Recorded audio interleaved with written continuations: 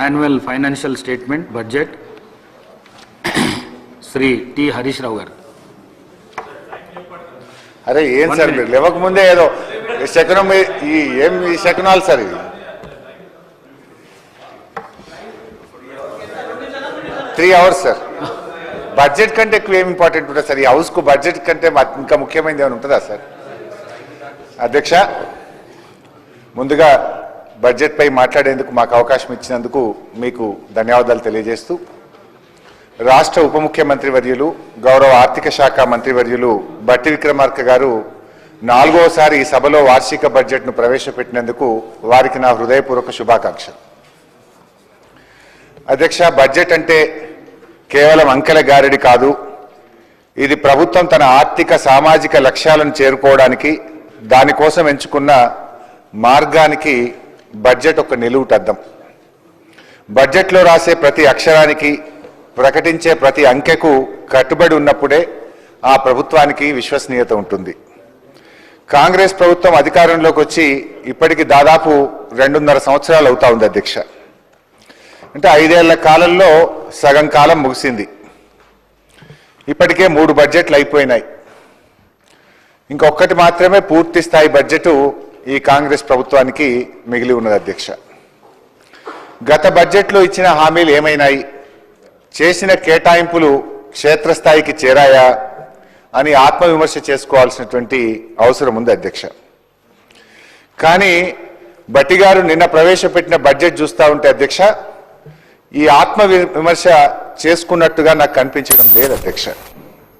అందుకే ఈ బడ్జెట్ మీద మాట్లాడే ముందు బట్టి గారు గతంలో ప్రవేశపెట్టిన 3 బడ్జెట్ ప్రసంగాల యాక్షన్ టేకన్ రిపోర్ట్ను ముందుగా నేను మీ ద్వారా సభ ముందు ఉంచదలుచుకున్న అధ్యక్ష. తర్వాత నేను ఈ సంవత్సరం బడ్జెట్లోకి వస్తాను అధ్యక్ష.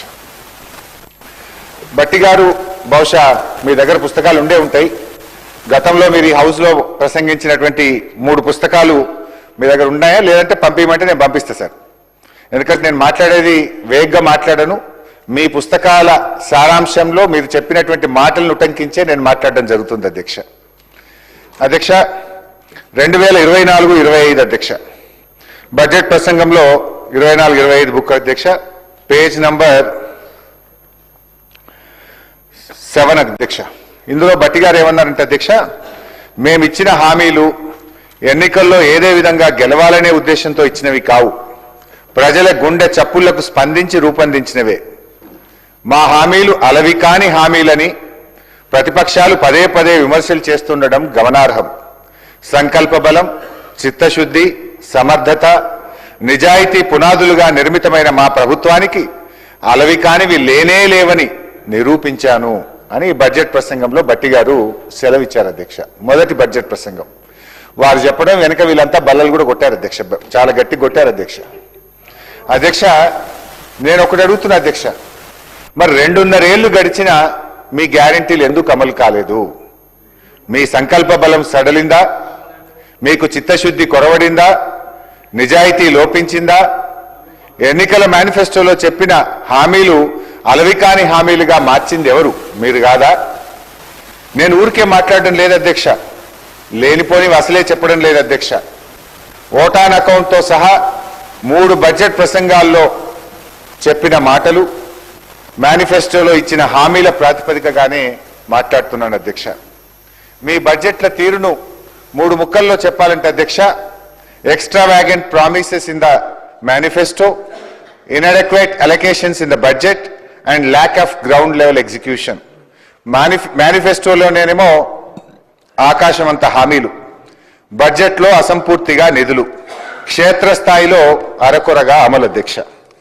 అధ్యక్ష, వీరు ఒక్కొక్క శాఖల వారీగా బట్టి గారు గత బడ్జెట్ ప్రసంగాల్లో ఏం చెప్పారో ఒకసారి చూద్దాం అధ్యక్ష. వ్యవసాయం గురించి అయితే చాలా చెప్పారు అధ్యక్ష. మన్నుల నుంచి అన్నం తీసి మనందరినీ కడుపు నింపే నిజమైనటువంటి లోక బాంధవులు రైతులు అధ్యక్ష. ఆ రైతన్నల కోసం గత బడ్జెట్ కేటాయింపులు, వాటి అతిగతి ఏమైందో ఒక్కసారి చూద్దాం అధ్యక్ష. 2024-25 అధ్యక్ష బడ్జెట్ ప్రసంగం 13వ పేజీలో అధ్యక్ష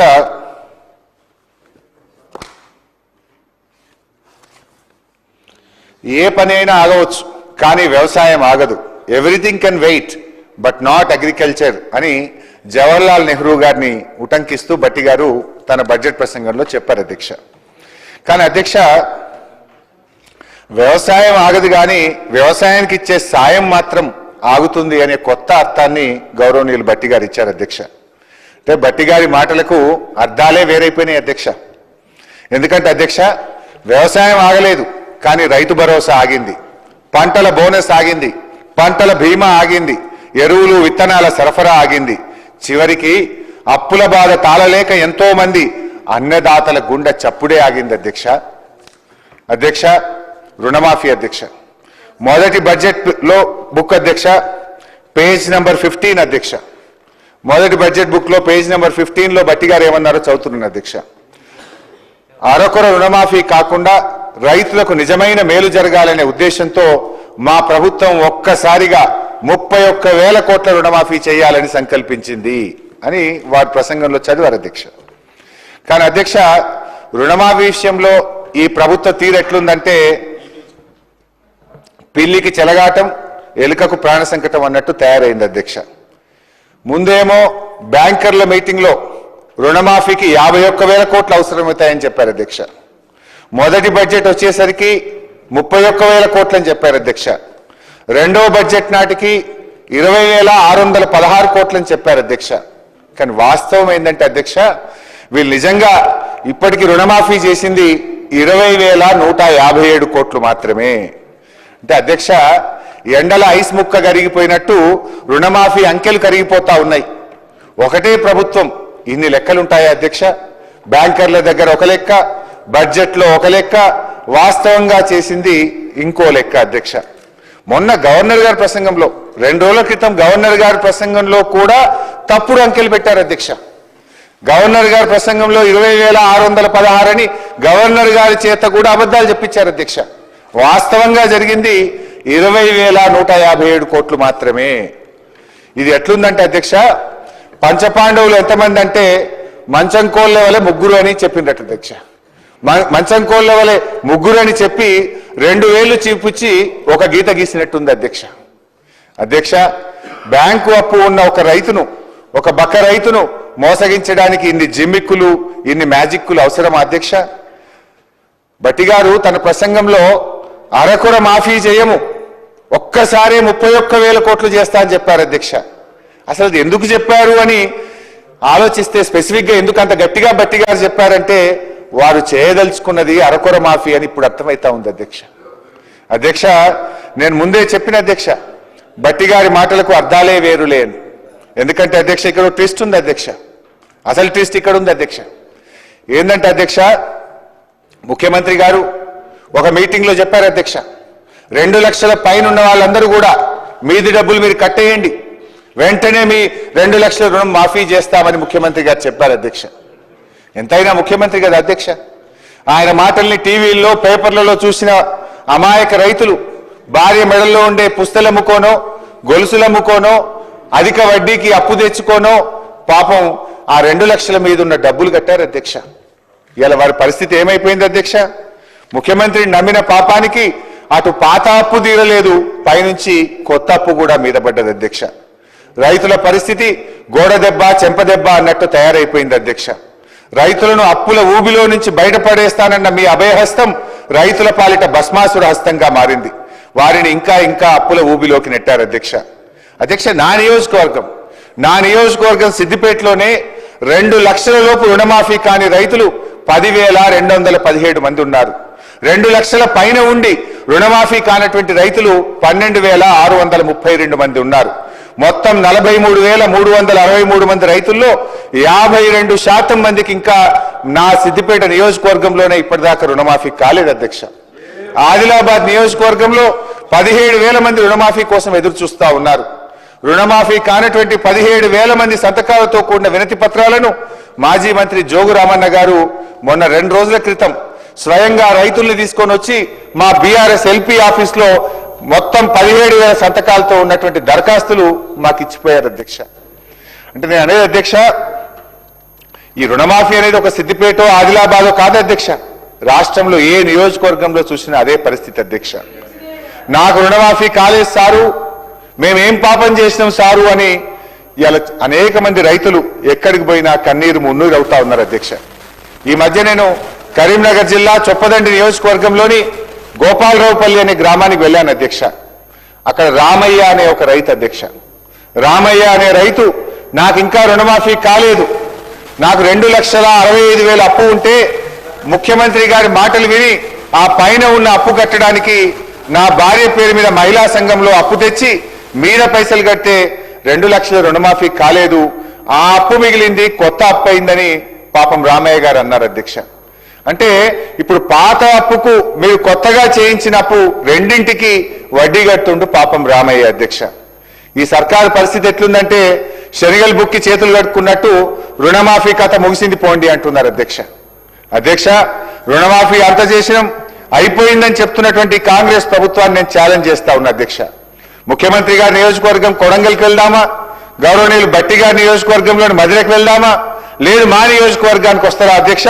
మీరు చెప్పిన గ్రామానికి మీరు చెప్పిన సమయానికి పోదాం అధ్యక్ష. ఎక్కడ పోయినా కూడా ఇంకా రుణమాఫీ కానటువంటి రైతులు ప్రతి గ్రామంలో వందల సంఖ్యలో ఉన్నారు అధ్యక్ష. మీరు దబాయించవచ్చు, నా నోరు మూయించవచ్చు అధ్యక్ష, కానీ దగాబడ్డ రైతుల కన్నీళ్లకు మాత్రం మీరు సమాధానం చెప్పక తప్పదు అధ్యక్ష.